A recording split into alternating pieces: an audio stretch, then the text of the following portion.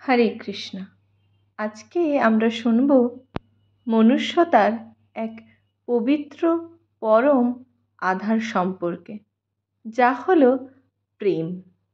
আর প্রেমের সবথেকে শুদ্ধ রূপ এবং তার সবথেকে উঁচু শিখরে রয়েছে ভক্তি। আজকে তাই আমরা শুনব অসুরকুলে জন্মগ্রহণ করা এক বালকের ভক্তির ভাবনা নিয়ে, যার ভক্তিতে স্বয়ং ভগবান শ্রীহরি বিষ্ণু সন্তুষ্ট হয়েছিলেন এবং মোহিত হয়েছিলেন। অসুররাজ হিরণ্যকশ্যপ প্রজাপতি ব্রহ্মার কঠিন তপস্যা এবং আরাধনায় লিপ্ত ছিলেন। অনেক হাজার বছর তপস্যার পর প্রজাপতি ব্রহ্মা সন্তুষ্ট হয়ে প্রকট হলেন এবং হিরণ্যকশ্যপকে বললেন, হে বৎস, আমি তোমার তপস্যায় সন্তুষ্ট হয়েছি। তুমি আমার থেকে উপযুক্ত বর প্রার্থনা করতে পারো। আর এদিকে হিরণ্যকশ্যপ তো মনে মনে ভাবছেন যে তিনি এই দিনটার জন্যই এত কঠোর তপস্যা করেছিলেন। যে কোনো সমর্পণ তখনই শুদ্ধ হবে, তখনই ভালো হবে যদি সেটা আমরা শুদ্ধ মন থেকে করি। কোনো সমর্পণ যদি অশুদ্ধ মন, অশুদ্ধ চিন্তা, অশুদ্ধ ভাবনা থেকে হয়, তাহলে সেটা আমাদের ক্ষেত্রে ভুলই প্রমাণিত হয়। যদি অশুদ্ধ মন নিয়ে আমরা কোনো কিছু চাই, তাহলে সেই চাওয়াটাও আমাদের অশুদ্ধই হবে। খুব চালাকির সাথে হিরণ্যকশ্যপ প্রজাপতি ব্রহ্মার কাছে বললেন, হে প্রভু, আমি অমর হতে চাই।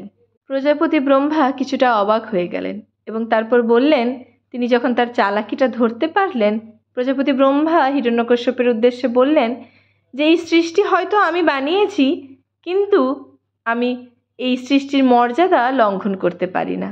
অমরত্বের বরদান আমি দিতে পারি না। আমার কিছু মর্যাদা রয়েছে, সেই মর্যাদা আমি লঙ্ঘন করতে পারবো না।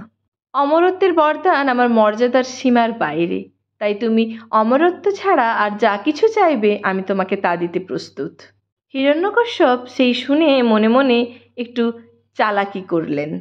তিনি বললেন যে, হে ঈশ্বর, তাহলে আপনি অমরত্ব আমাকে যখন দিতে পারবেন না, তাহলে আপনি আমাকে এই বরদান দিন যে আমি যাতে ঘরের বাহিরেও না মরি এবং ঘরের ভিতরেও না মরি, রাত্রি না দিনে আমার মৃত্যু হোক। আমাকে যেন কোনো মনুষ্য বা পশু না মারতে পারে, না আমি কোনো অস্ত্রের সাহায্যে মরতে পারি, না কোনো শস্ত্র আমাকে মারতে পারে।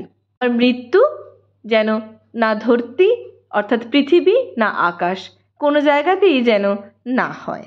অর্থাৎ হিরণ্যকশ্যপ মনে মনে ভাবলেন যে আমি অমরত্বের বোধহয় সবকটা দিকই পূর্ণ করে ফেলেছি। হে প্রভু, আমাকে আপনি এই বর দিন। প্রজাপতি ব্রহ্মা সমস্ত কিছু শুনে নিজে একটু মনে মনে হাসলেন এবং হিরণ্যকশ্যপকে বললেন, তথাস্তু। ব্রহ্মার কাছে বরদান প্রাপ্ত হওয়ার পর হিরণ্যকশ্যপ পৃথিবীকে তার অত্যাচারে আতঙ্কিত করে তুললেন। কেননা হিরণ্যকশ্যপ ভাবতে থাকলো যে আমি যেহেতু প্রজাপতি ব্রহ্মার কাছে এই বর প্রাপ্ত হয়েছি, তাই কেউ আমাকে বোধহয় মারতেই পারবে না। হিরণ্যকশ্যপের ভয়ে পৃথিবীতে চারিদিকে সবাই হিরণ্যকশ্যপেরই পূজা করতে লাগলো। এদিকে ভগবানের নিয়তির কি নিদারুণ খেলা। হিরণ্যকশ্যপের পূজা যখন সর্বত্র সবাই করছে, এদিকে হিরণ্যকশ্যপের ঘরেই এক বালক জন্মগ্রহণ করেছেন, যিনি নিজে তার পিতার পূজা না করেই পুজো করছেন ভগবান শ্রীহরি বিষ্ণুর। হিরণ্যকশ্যপ জানতে পেরে যখন প্রহ্লাদের কাছে গেলেন, তখন প্রহ্লাদ তাকে উত্তর দিলেন যে, হে পিতা, ভগবান শ্রীহরি বিষ্ণুই একমাত্র পূজ্য। আমি তারই পূজা করি। তিনিই একমাত্র পূজার অধিকারী, তিনিই সমস্ত কিছুর মালিক। আপনিও যদি আপনার জীবন ঠিক করতে চান, তাহলে আপনি ভগবান শ্রীহরির বিষ্ণুর শরণ নিন। উনি ভীষণ কৃপালু, উনি পরম দয়ালু। তার চরণে আমরা যে কেউই শরণ নিই না কেন, তিনি অবশ্যই তাকে কৃপা করেন। ছোট্ট প্রহ্লাদের কথা শুনে হিরণ্যকশ্যপ রেগে গিয়ে তার প্রহরীদের আদেশ দিলেন যে এই ছেলেকে এক্ষুনি বন্দি করো। একে বন্দি করে তোমরা এতটাই কষ্ট দাও যে এ আমার শত্রু বিষ্ণুর নাম গুণগান যেন ভুলে যায়। প্রহরীরা প্রহ্লাদকে বন্দি করে তাকে যন্ত্রণা দিতে থাকলো, তাড়না দিতে থাকলো, অত্যাচার করতে থাকলো। কিন্তু ভগবান বিষ্ণুর প্রতি প্রহ্লাদের আস্থা, বিশ্বাস, ভরসা এতটাই প্রবল যে সে ভগবানের নাম গুণগান করতেই থাকলো। তার মুখ থেকে ভগবান বিষ্ণুর নাম বন্ধ করা গেল না। কিছু সময় পর প্রহরীরা ভাবলেন যে রাজার পুত্রকে আমরা যদি বেশি দণ্ড দিই তাহলে বোধহয় রাজা আমাদের চাকরি নিয়ে নেবে। তাই তারা রাজামশাইয়ের কাছে গিয়ে বললেন যে রাজামশাই, আপনার পুত্রের ওপর কোনো দণ্ডই কোনো প্রতিক্রিয়া দেখাচ্ছে না, সে কোনো কিছুতেই বিষ্ণুর নাম করা বন্ধ করছে না। এ সমস্ত শুনে হিরণ্যকশ্যপ প্রহরীদের আদেশ দিলেন যে তাহলে তোমরা প্রহ্লাদকে প্রাণদণ্ড দাও। প্রাণদণ্ডের কথা শুনে হয়তো প্রহ্লাদ ভয়ে ভগবান বিষ্ণুর নাম করা ছেড়ে দেবে। সেই কথা মতো প্রহরীরা প্রহ্লাদকে একটা কারাগারে বন্ধ করে সেখানে কিছু বিষাক্ত সাপকে ছেড়ে দিলেন, যাতে সেই সর্পদংশনে প্রহ্লাদের মৃত্যু হয়। কিন্তু সেই সর্পরা ভগবান বিষ্ণুর ভক্ত প্রহ্লাদকে চারিদিক থেকে ঘিরে তাকে রক্ষা করছেন এবং তারাও সেই বিষ্ণুর নাম শ্রবণ করছেন। এদিকে এই কথা গ্রামে পৃথিবীতে চারিদিকে ছড়িয়ে পড়েছে যে হিরণ্যকশ্যপ রাজা তার পুত্র প্রহ্লাদকে মারতে চায়, কেননা তার পুত্র প্রহ্লাদ ভগবান শ্রীবিষ্ণুর ভক্ত, ভগবান শ্রীবিষ্ণুর নাম করেন। এদিকে হিরণ্যকশ্যপের বোন, তার নাম হোলিকা, সে এসে উপস্থিত হলো হিরণ্যকশ্যপের সামনে। হোলিকা হিরণ্যকশ্যপকে বললেন যে ভ্রাতা, আমার কাছে এক বরদান পাওয়া চাদর রয়েছে, যে চাদরটা আমি যদি পরিধান করে অগ্নিতে বসি তাহলে অগ্নি আমাকে স্পর্শ করতে পারবে না। ওই চাদর পরিধান করে আমি প্রহ্লাদকে নিয়ে অগ্নির ওপর বসছি। এই চাদরের কারণে তো আমি বেঁচে যাব, কিন্তু প্রহ্লাদ হয়তো আগুনে পুড়ে যাবে। তাহলে তোমার মনোবাঞ্ছা অবশ্যই পূর্ণ হবে। এই কথা হোলিকার হিরণ্যকশ্যপের খুব মনে ধরল। তিনি তখন প্রহরীদের আদেশ দিলেন এক আগুনের শয্যা তৈরি করার জন্য। প্রহরীদের আদেশ দেওয়া মাত্রই প্রহরীরা এক ভয়ঙ্কর অগ্নিকুণ্ড প্রজ্বলিত করল এবং হোলিকা সেই চাদর গায়ে দিয়ে প্রহ্লাদকে নিয়ে সেই অগ্নিকুণ্ডের মধ্যে প্রবেশ করল। কিন্তু আস্থা যখন ভগবানের ওপর, ভগবান তো তার ভক্তকে রক্ষা করবেনই। তাই ভগবানের লীলায় হোলিকার গায়ের থেকে চাদর খুলে গিয়ে প্রহ্লাদের গায়ে সেই চাদর পড়ে গেল এবং হোলিকা সেই অগ্নিকুণ্ডে ভস্মীভূত হয়ে গেল এবং প্রহ্লাদ মহারাজ ভগবানের কৃপায় ভগবানের নাম করতে করতে সে রক্ষা পেল ওই অগ্নি থেকে। এই সমস্ত কিছু দেখে হিরণ্যকশ্যপ আরও রেগে গেলেন এবং তিনি চিৎকার করে বলে উঠলেন, একে আমি হত্যা করব। সূর্যাস্তের সময় তিনি প্রহরীদের ডেকে বললেন, প্রহ্লাদকে তোমরা ডেকে পাঠাও। প্রহরীরা প্রহ্লাদকে হিরণ্যকশ্যপের সামনে প্রস্তুত করলেন। রাজমহলের চৌকাঠের সামনে এসেই হিরণ্যকশ্যপ প্রহ্লাদকে বললেন, বল, কোথায় তোর বিষ্ণু? ছোট্ট প্রহ্লাদ হিরণ্যকশ্যপকে উত্তর দিলেন, আমার ভগবান শ্রী বিষ্ণু তো সর্বত্রই বিরাজমান। পিতাজি, আপনি একবার বলুন, ওং নমো ভগবতে বাসুদেবায়। ভগবান বিষ্ণু কোথাও না কোথাও থেকে তিনি প্রকট হয়ে যাবেন অবশ্যই। রাজমহলে চৌকাঠের সামনে যে থামটিতে হাত দিয়ে তিনি দাঁড়িয়েছিলেন, সেই থামটির দিকে নির্দেশ করে প্রহ্লাদকে বললেন, এই থামের মধ্যেও কি তোমার ভগবান রয়েছেন? ছোট্ট প্রহ্লাদ উত্তর দিলেন, আমার ভগবান বিষ্ণু তো পৃথিবীর প্রত্যেকটা কোণে কোণে সর্বত্র বিরাজমান, এই থামের মধ্যেও তিনি অবশ্যই বিরাজমান। হিরণ্যকশ্যপ রেগে গিয়ে বললেন, আমি তোকে পরে দেখছি, আগে এই থামটা ভেঙে দেখি তোর ভগবানের সাথে আমি মিলিত হতে পারি কিনা। আগে তোর ভগবানের সাথে আমি কথা বলবো, তারপরে আমি তোকে দেখছি। এই বলে হিরণ্যকশ্যপ জোরে সেই থামটিতে আঘাত করলেন। ওই থাম থেকে এক আজীব আকৃতির এক রূপ ভগবানের প্রকট হলো।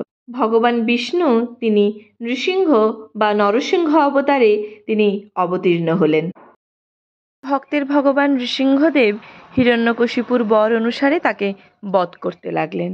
সে ঘরেও না, বাইরেও না, কোনো নরও না, পশুও না, কোনো অস্ত্র শস্ত্র দ্বারা না, সকালে না, রাতেও না, জলেও না, মাটিতেও না, এমনকি আকাশেও না, অর্ধেক পশু ও মানুষ অর্থাৎ নরসিংহ রূপে গোধূলি লগ্নে, অর্ধেক দিন ও রাত মানে সন্ধ্যায়, কোনো অস্ত্র শস্ত্র দ্বারা নয়, নখের দ্বারা ভগবান নরসিংহ হিরণ্যকশিপুকে তার জানুদয়ের উপর রেখে বধ করেছেন।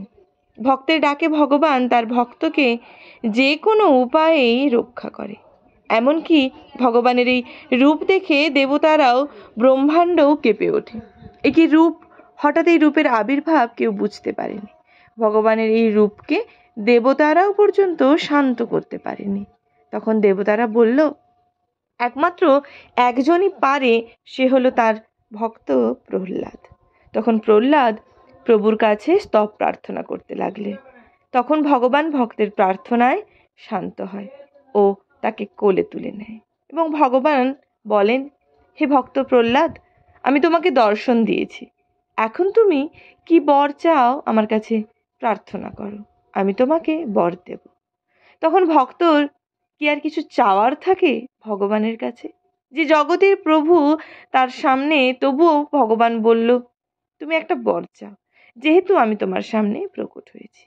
তখন ভক্ত প্রহ্লাদ বলতে লাগলো, প্রভু তুমি আমার পিতাকে মুক্তি দাও, যেহেতু তিনি আমার এই জড়জাগতিক দেহের পিতা।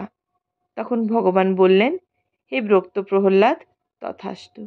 কিন্তু তোমার শুধু এই পিতাই মুক্তি লাভ করবে না, যে গৃহে তোমার মতো শুদ্ধ বৈষ্ণব ভক্ত আছে তার 21 কুল উদ্ধার হবে এবং পিতৃকুলের 10 কুল, মাতৃকুলের 10 কুল ও নিজের 1 কুলও মুক্তি লাভ করবে। এই নৃসিংহ চতুর্দশী ব্রত যে পালন করবে তারা জন্ম মৃত্যুময় সংসার থেকে রক্ষা পাবে। আর যিনি ব্রত লঙ্ঘন করে, চন্দ্র সূর্য যতদিন থাকবে ততদিন নরক যাতনা ভোগ করতে হবে।